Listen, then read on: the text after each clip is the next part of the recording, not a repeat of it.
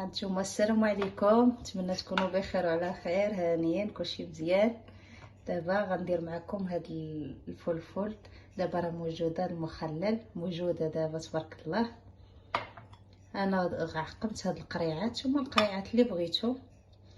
كندير فيهم شويه ملحه، كندير الخل الاحمر ولا الخل الابيض، واحد كميه مهمه ديال الخل، ضروري من الخل. القياس اللي غيكفاني، والملحه. وكنديرو هاد الزيت هذا، الماء، انا قلت الزيت، الماء ديال الماء المعلب باش ما كيخليهاش تخسر، تبقى مزيانه. كنديرو القريعه ديال اللي بغى يدير طرونش الحامض يديرو. انا قلت بلا ما ندير الحامض، بغيتي تزيدي طريفات الحامض مزيانين. صافي كنعمرهم، كتجي مزيانه.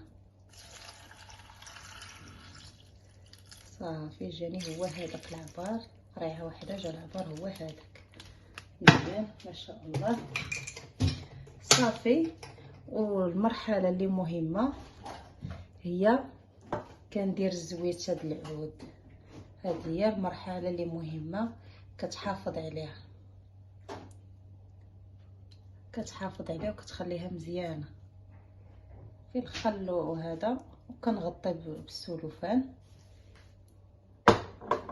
كندير السلوفان. هانتوما البنات كندير السلوفان باش كنزمت القرعه باش ما كيدخلهاش الهواء. صافي.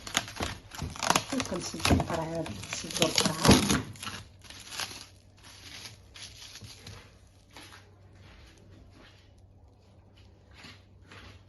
صافي كنسد القرعه مزيان، كنحكمها في الاغلاق.